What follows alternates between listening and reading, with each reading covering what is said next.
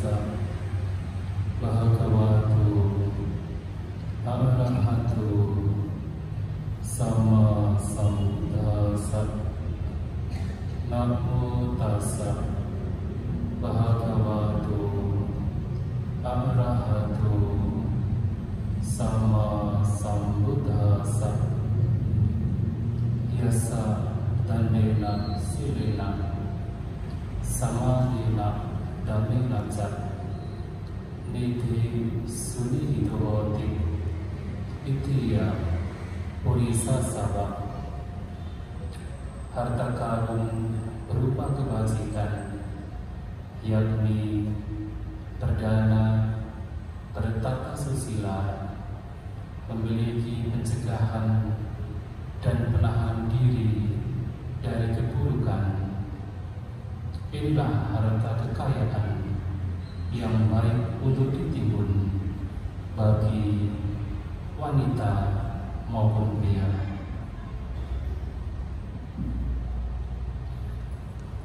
Yang dimuliakan Biku Sangga,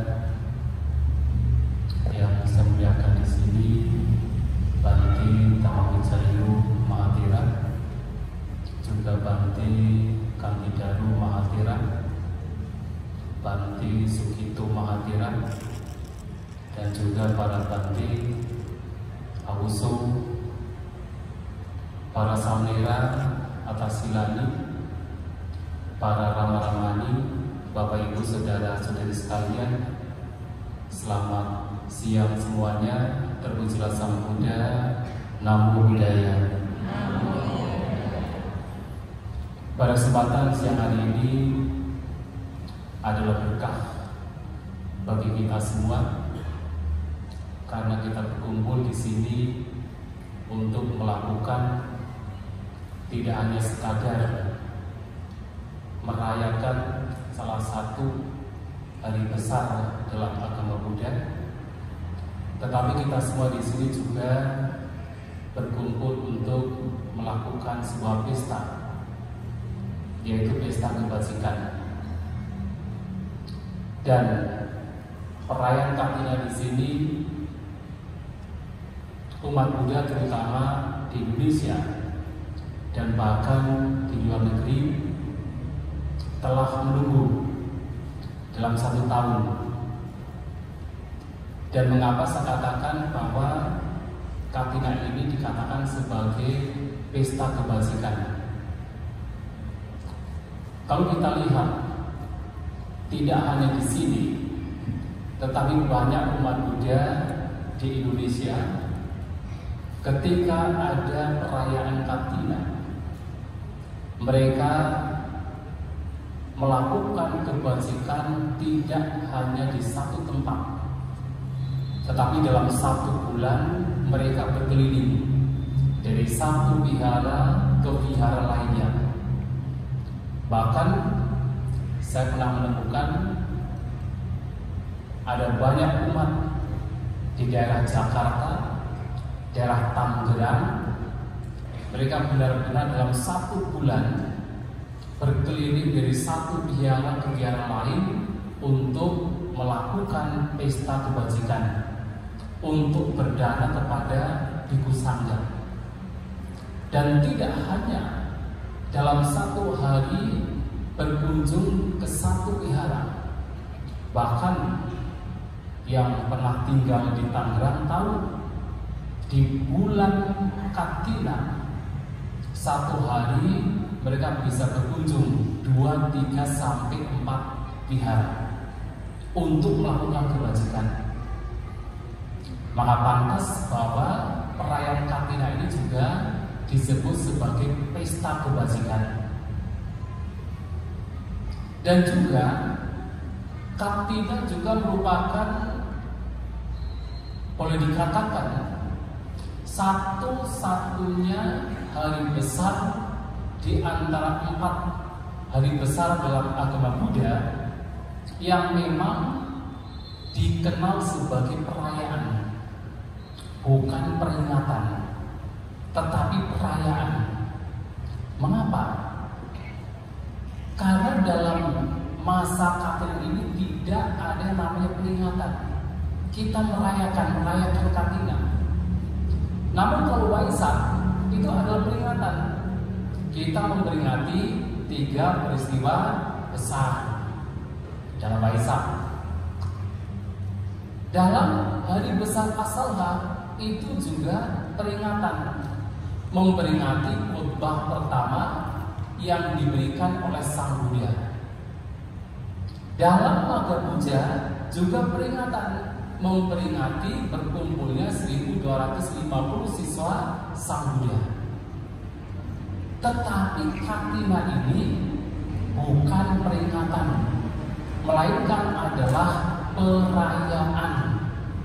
perayaan di mana umat Buddha berbondong-bondong ke wihara untuk melakukan kebajikan berdana kepada Bhikkhu Sangga. Dan Katina sendiri sebenarnya itu bukan nama bulan. Jadi kalau Waisak itu memang di India ada nama bulan, namanya bulan Waisak. Seperti ada bulan Januari, Februari, Maret, April, maka ada bulan bernama bulan Waisak. Kemudian Asada, memang di India ada nama bulan bernama bulan Asadha.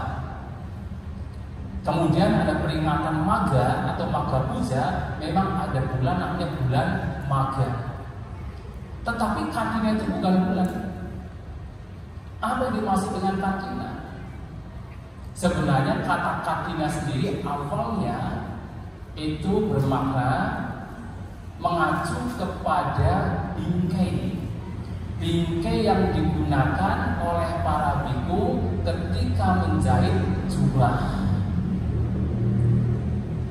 Nah, ketika jubah ini dijahit, maka membutuhkan bingkai. Bingkai tersebut disebut Katina. Nah, sehingga di dalam bulan Katina yang sekarang kita kenal sebagai bulan Katina, itu juga disebut sebagai bulan para umat mempersembahkan jubah yang lama-kelamaan dikenal sebagai jubah Katina. Bukan bulan Katina, tapi jubah Katina. Dan ini juga ada ceritanya. Tidak hanya ini terjadi pada zaman modern saja, tetapi ini sudah terjadi sejak zaman Sang Buddha. Persembahan jubah setelah para biku menghabiskan musim hujan di satu tempat yang dikenal sebagai masa wasa, itu terjadi pada sejak zaman Sang Buddha. Maka diceritakan pada zaman itu ada sekelompok biku yang terdiri dari 30 biku yang mereka semuanya adalah seorang para biku yang tinggal di hutan. Mereka tinggal di hutan mengenakan jubah yang disebut pangsukula jubah. Jubah yang terbuat dari kain bekas, kain sisa, termasuk kain sisa dari jenazah. Yang ini bukan jubah yang baik, yang kuat. Nah, suatu kali 30 ini ketika musim hujan, mereka ingin bisa menghabiskan masa hujan, musim hujan selama 3 bulan bersama dengan Sang Buddha. Maka dari tempat yang jauh mereka melakukan perjalanan, tetapi di hari di mana mereka harus masuk ke masa wasa, mereka tidak sampai di tempat di mana Sang Buddha tinggal.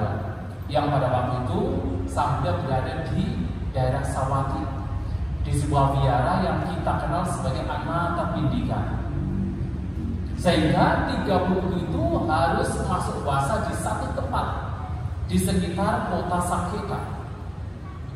Nah, walaupun Saketa dengan Sawati itu sebenarnya tidak begitu jauh, tetapi peraturannya para biku di musim hujan tidak boleh keluar dari tempatnya kecuali ada hal-hal yang berkenaan dengan dhamma. Dan mereka tidak berani keluar untuk bertemu dengan Sang Buddha walaupun tempatnya tidak jauh. Maka setelah 3 bulan selesai, mereka melakukan perjalanan dari Saketa menuju Sawati. Dan kita tahu bahwa di India musim hujan itu ada 4 bulan. Jadi 3 bulan pertama digunakan untuk berdiam di satu tempat, 1 bulan terakhir itu bisa sudah boleh berkeliling, tetapi sebenarnya masih musim hujan.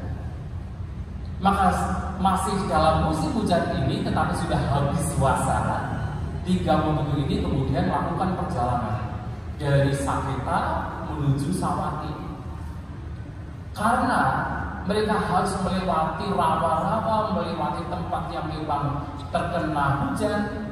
Jubah mereka yang memang terbuat dari kain jubah bekas itu rusak. Sampai di tempat Sang Buddha kemudian melihat ini jubah-jubah dari para biku kok merusak. Akhirnya beliau Sang Buddha dalam kesempatan tersebut memberikan sebuah peraturan, sebuah izin, bahwa setelah masa-masa para biku diperkenankan untuk mendapatkan jubah, untuk membuat jubah, untuk bagaimana menggunakan kadina atau bingkai untuk menjahit jubah. Nah, dari situlah kemudian ada tradisi setelah para biku 3 bulan menghabiskan masa-masa, mereka bisa mengumpulkan jubah dari para rumah tangga. Nah, seiring dengan waktu yang dipersembahkan oleh para rumah tangga itu tidak hanya jubah saja, tapi juga berbagai kebutuhan para biku. Seperti sekarang yang dipersembahkan tidak hanya jubah, tetapi juga berbagai kebutuhan lain yang memang dibutuhkan oleh para biku. Dan ini terjadi tidak hanya di Indonesia, tetapi juga di negara-negara lain. Itu malahan kalau kita boleh mengatakan itu lebih masif. Mereka umat berbondong-bondong, ketika para biku menghabiskan masa-masa, mereka melakukan persembahan untuk kebutuhan para biku. Nah, ini merupakan satu hal yang baik dan sangat dipuji oleh Buddha kita Sang Buddha.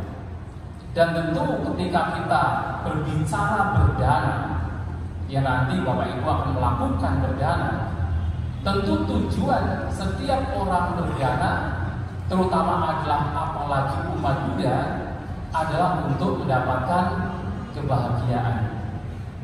Karena memang pada dasarnya kita sebagai manusia, sebagai makhluk, hampir semua yang kita lakukan adalah demi memperoleh kebahagiaan. Termasuk berdana adalah demi untuk memperoleh kebahagiaan. Tetapi kemudian kita harus ingat, kebahagiaan memang hak setiap orang. Kita manusia, kita makhluk punya insting, punya kecenderungan untuk mendapatkan kebahagiaan. Namun pertanyaannya adalah, ketika kita ingin mendapatkan kebahagiaan, cara apa yang kita gunakan, yang kita lakukan untuk memperoleh kebahagiaan tersebut? Semua orang ingin bahagia, tetapi yang lebih penting lagi adalah caranya bagaimana agar kita memperoleh kebahagiaan. Yang mana salah satu cara yang dilakukan oleh kebanyakan orang adalah dengan cara mengumpulkan, dengan cara investasi, dengan cara menabung. Apakah dengan cara investasi, mengumpulkan, menabung adalah cara yang baik untuk kita memperoleh kebahagiaan? Bisa baik, bisa tidak baik. Ketika kemudian yang kita tabung, yang kita kumpulkan, yang kita berinvest itu tidak baik, itu adalah kejahatan, itu adalah bahaya, itu tentu adalah tidak baik. Tetapi kemudian kalau yang kita tabung, kita kumpulkan, kita melakukan investasi itu adalah baik, terutama adalah kebajikan, itulah cara yang terbaik untuk mendapatkan kebahagiaan. Namun sekarang pertanyaannya adalah, apakah benar ketika kita ingin bahagia, ingin mendapatkan kebahagiaan sebagai manusia, kita telah benar-benar melakukan investasi, melakukan pengumpulan, melakukan penabungan dengan cara yang baik, dengan cara yang benar? Kalau kita memelidik ke dalam kehidupan kita, ada banyak sekali bahwa yang kita lakukan justru adalah hal-hal yang sebenarnya tidak membawa kepada kebahagiaan yang sebenarnya. Mengapa saya katakan demikian? Karena hampir semua yang kita lakukan ketika mengukur kebahagiaan, kita kebanyakan mengukur kebahagiaan hanya dari ketika kita mendapatkan kesenangan indrawi, hanya dari ketika kita mendapatkan materi. Kalau kita mendapatkan kekayaan banyak, itu ukuran kebahagiaan. Kalau kita mendapatkan kekuasaan yang besar, itu ukuran kebahagiaan. Kalau kita mendapatkan berbagai macam kesenangan indrawi, itulah ukuran kebahagiaan.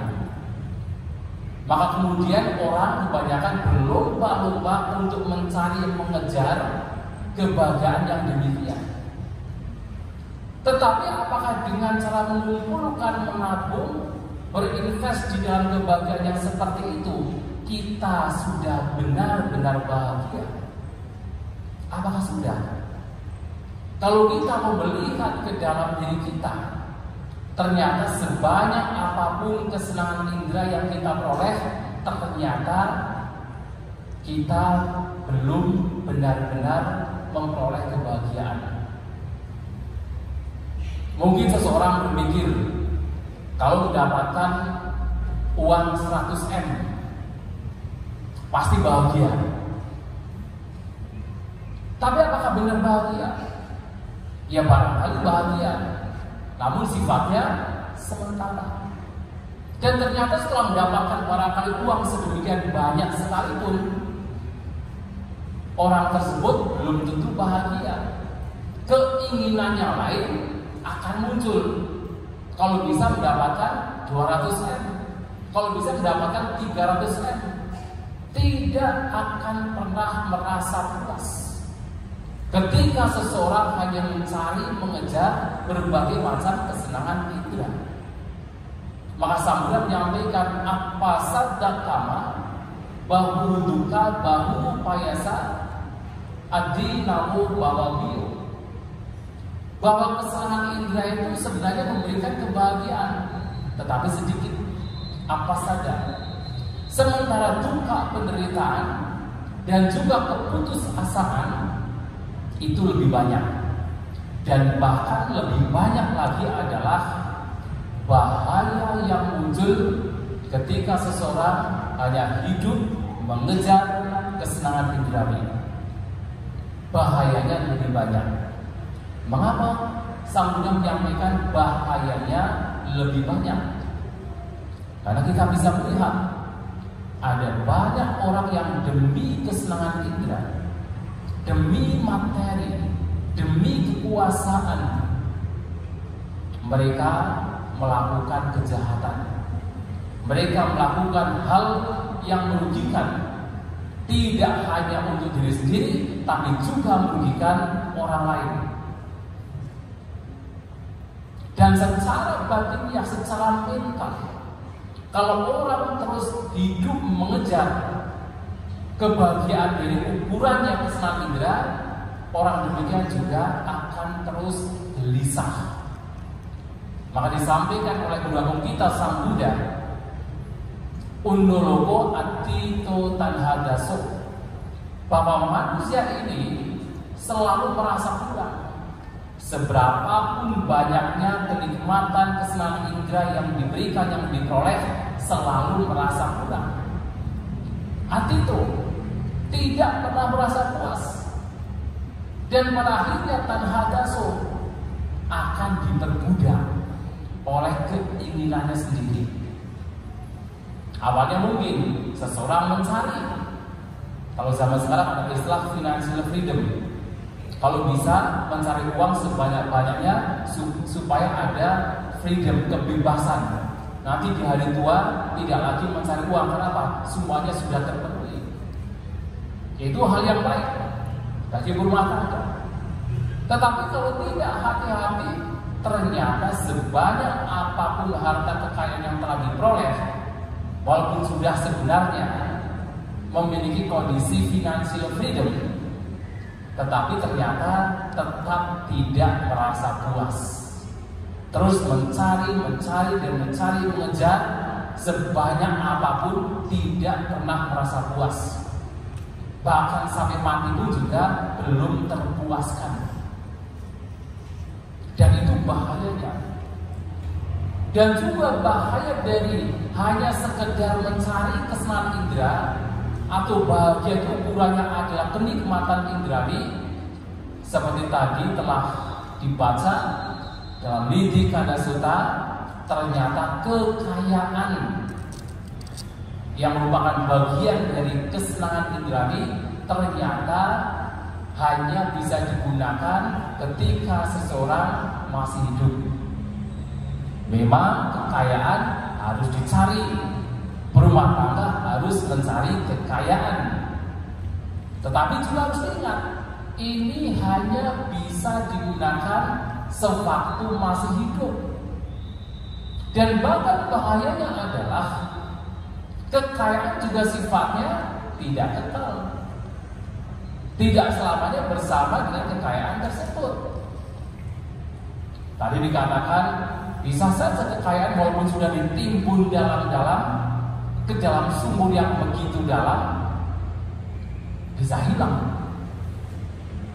Bisa kemudian diambil yaka, dipindahkan oleh naga, atau kemudian seseorang tidak ingat di mana kekayaannya telah ditimbun.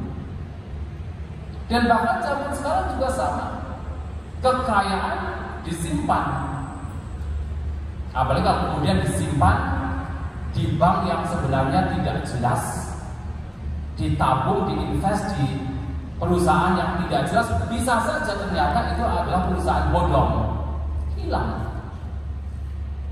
Berupa kekayaan yang sifatnya adalah materi, itu ternyata memiliki bahaya, itu bisa hilang.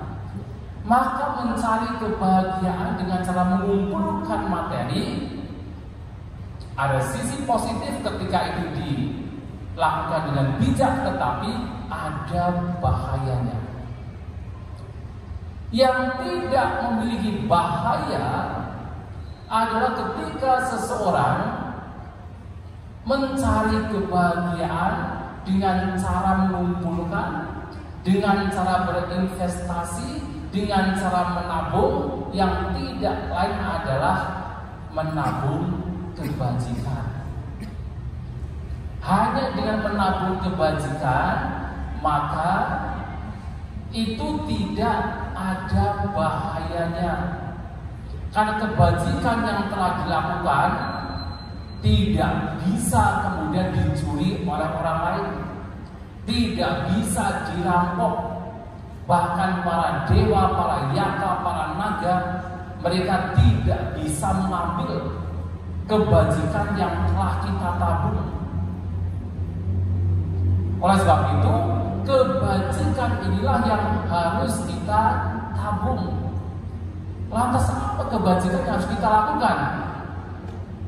Tadi saya mengutip salah satu syair dari Nidhi Kanda Sutta yang telah dibaca, yang tidak lain adalah perdana, danena, praktik sila, silena, dan juga praktik pencegahan, penahanan diri dari keburukan.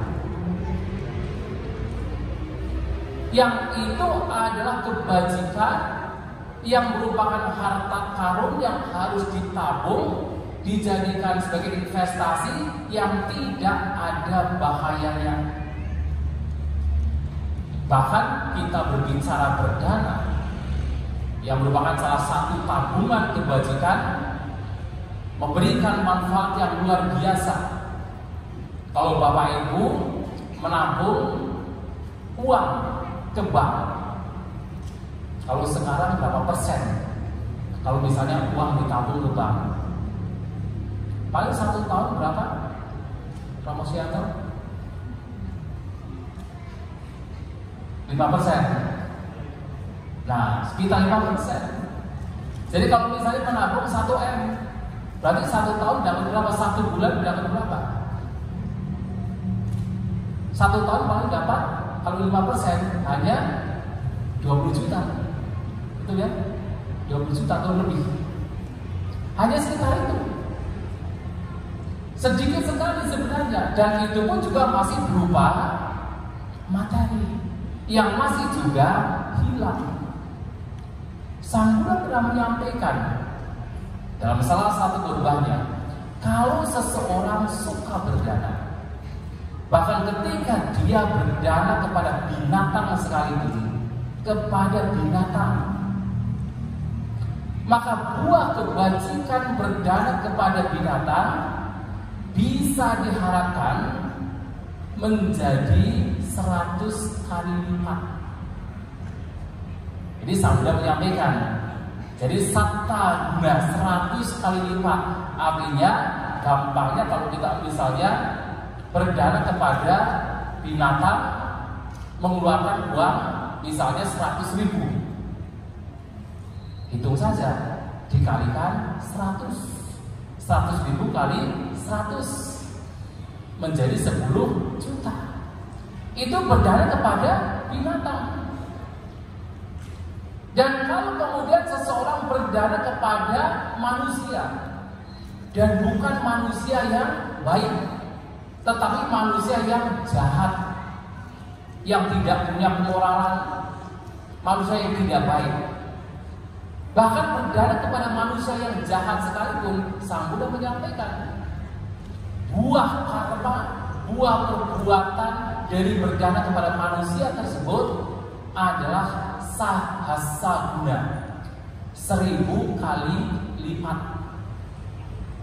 Artinya kalau Anda berdana 1 juta terhadap orang yang tidak baik, yang tidak bermoral, kalau dikalikan lipat 100.000 jadi berapa? 100 miliar. Betul ya? Atau salah? 1 miliar barangkali ya. Nah kemudian kalau seseorang berdana kepada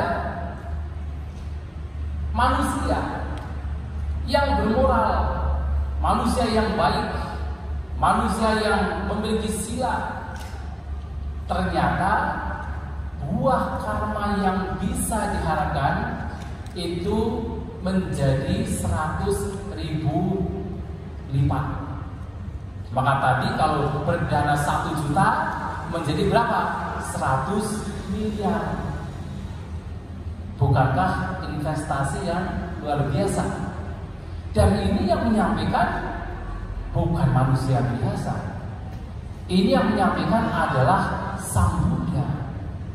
Sang Buddha melihat bukan dengan mata daging. Sang Buddha melihat dengan mata dewa. Beliau melihat bagaimana hukum karma, perbuatan yang demikian menghasilkan buah demikian. Sehingga beliau melihat bagaimana orang berdana kepada binatang demikian, hasilnya demikian. Berdana kepada manusia yang tidak baik, hasilnya demikian. Berdana kepada manusia yang baik, hasilnya demikian. Beliau melihat dengan kekuatan beliau, bukan dengan kekuatan pikiran biasa. Ini Sang Buddha. Dan bahkan dikatakan ketika seseorang berdana kepada para pertapa lain, bukan biku. Para pertapa lain yang memang mempraktikkan praktek pertapaan yang baik, yang benar, walaupun tidak mencapai arahat, tidak mencapai kesucian. Mereka mempraktikkan praktek pertapaan sampai mencapai jana misalnya. Ketika berdana kepada mereka, perbuatan berdana tersebut bahkan diharapkan buahnya menjadi 1.000 koti. Maaf, 100.000 koti. Bayangkan 1 koti itu adalah 10 juta. Jadi kalau dikalikan 100.000 berapa? Luar biasa. Dan bahkan ketika seseorang berdana kepada orang yang mempraktikkan dhamma demi tujuan, ini belum mencapai kesucian, tetapi demi tujuan untuk mencapai kesucian sotapanna, maka buah karma yang diperoleh dikatakan apameo, artinya tidak bisa diukur.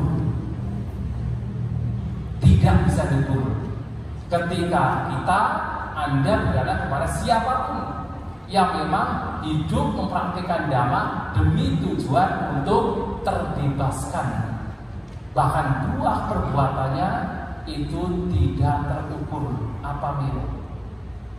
Dan inilah investasi yang Sang Buddha katakan sebagai investasi tabungan yang sangat mulia, yang bahkan tidak bisa dicuri, dirampok oleh siapapun. Mereka yaka, para dewa naga, siapapun tidak bisa mencuri tabungan berupa kebajikan. Maka tadi dikatakan dengan berdana, dengan praktek sila, dengan praktek menahan diri, ternyata berbagai macam buah kebahagiaan, dari yang paling kecil, yang paling kasar, paling sederhana, seperti paras yang cantik, suara yang merdu, perawakan yang elok menawan, sampai pencapaian kesucian, arahanta, agasawaka, paceka Buddha, sama Sang Buddha, itu semua diperoleh dari tabungan kebajikan ini. Maka suatu kali ada seorang jenderal pada zaman Sang Buddha bernama Jenderal Sita, datang kepada Sang Buddha dan bertanya, apa ada buah dari berdana yang bisa diperoleh di sini dan sekarang? Tidak harus menunggu setelah kematian, karena orang kan maunya kan ketika melakukan kebajikan langsung mendapatkan buahnya. Ada tidak? Sabda mengatakan, oh ada. Bagaimana kita bisa melihat? Sabda menyampaikan, kalau ada 2 orang, yang satu adalah orang yang kikir, orang yang tidak suka berdana, orang yang bicaranya kasar. Nomor 2 adalah orang yang suka berdana, orang yang suka berbagi, orang yang memang bergembira di dalam melepas. Ada 2 orang ini. Ketika ada seorang bijaksana, kalau dalam khutbahnya arahat, kalau zaman sekarang kita bisa mengatakan ketika ada seorang biku yang harus memunculkan kasih sayang di antara 2 orang ini, kira-kira siapa seorang biku yang kemudian memunculkan kasih sayang terlebih dahulu? Adalah orang yang suka berdana, orang yang suka berbagi, bukan orang yang kikir, bukan orang yang pelit, bukan orang yang bicaranya kasar. Tidak demikian. Pasti adalah orang yang suka berdana. Makanya kami para biku, ini bukan preferensi sebenarnya, tetapi ini hati, dan siapapun juga bisa merasakan. Ketika diundang oleh orang yang memang suka berbagi, kami pun para biku juga mudah untuk menerima. Kenapa? Karena secara secara batin, secara insting, setiap orang pasti lebih dekat dengan orang yang baik. Ketika kita baik, maka kita pun juga akan lebih dekat dengan orang yang baik. Dan bahkan seorang anak juga demikian. Ketika harus kemudian memunculkan kasih sayang kepada siapa? Kepada orang yang suka berbagi terlebih dahulu. Dan bahkan ketika kemudian ada dua orang ini mengundang para biku, siapa yang akan diterima terlebih dahulu? Pasti ada orang yang memang suka berbagi, bukan orang yang pelit. Dan ketika kemudian dari dua orang ini berdana, siapa yang akan diterima terlebih dahulu? Pasti ada orang yang memang suka berbagi, bukan orang yang pelit. Dan bahkan ketika kemudian siapa yang harus diberi pembabaran damai terlebih dahulu? Ketika dua orang ini membutuhkan pembabaran damai, tetap adalah orang yang suka berbagi, bukan orang yang pelit.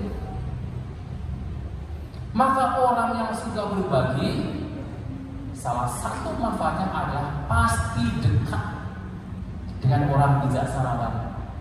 Orang yang suka berbagi pasti dekat dengan para biku. Bukan para bikunya meminta-minta, tetapi memang secara batiniah itu merasa bahagia, merasa ada kedekatan dengan orang-orang yang memang hatinya baik, orang-orang yang memang suka berbagi. Dan itu dikatakan Samudra sendiri sebagai salah satu manfaat ketika orang suka berdana di sini dan sekarang. Dan manfaat demikian itu akan kemudian bersambung.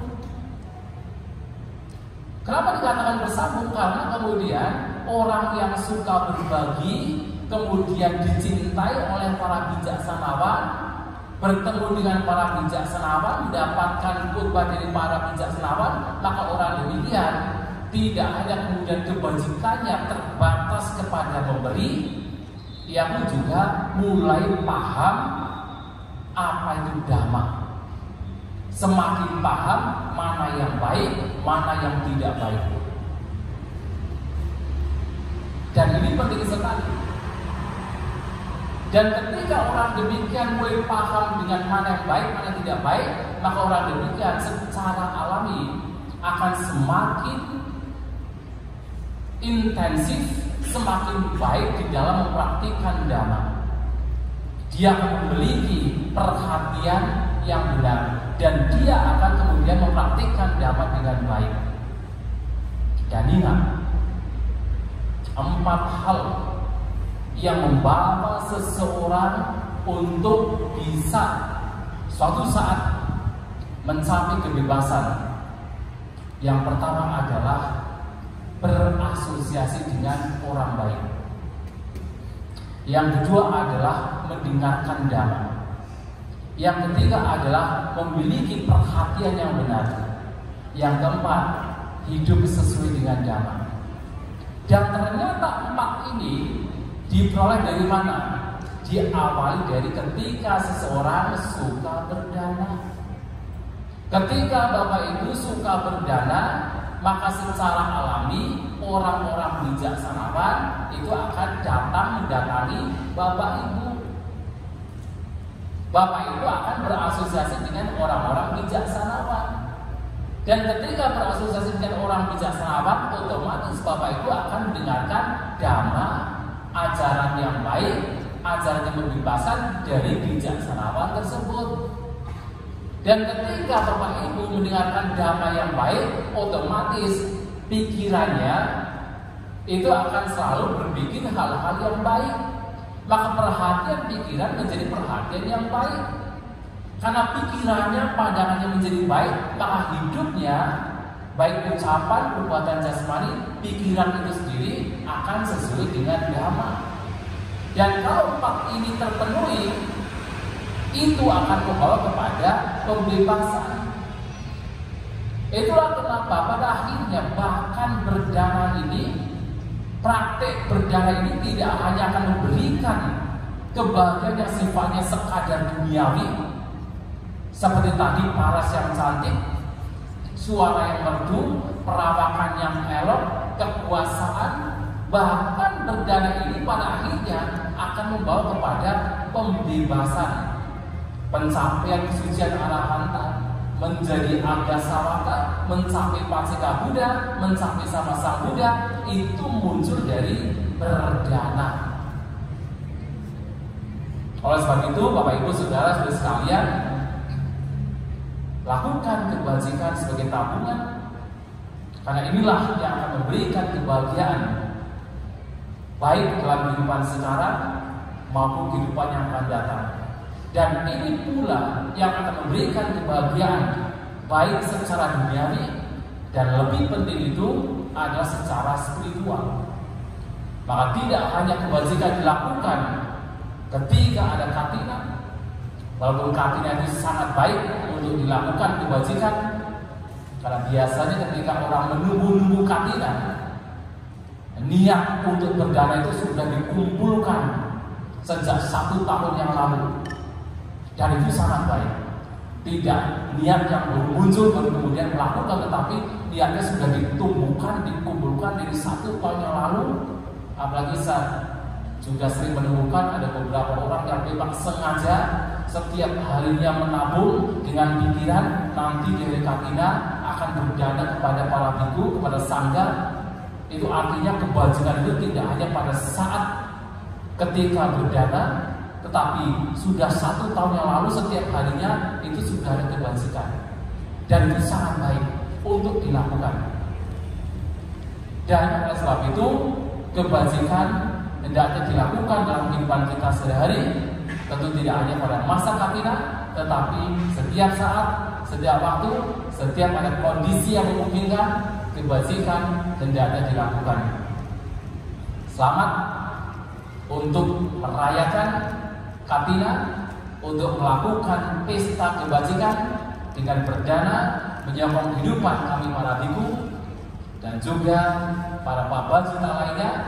Semoga Anda senantiasa berbahagia dalam dhamma, bertumbuh dalam dhamma, dan semoga kebajikan yang dilakukan juga memberikan kebahagiaan tidak hanya duniawi dan pada akhirnya membawa kepada kebebasan nibbana.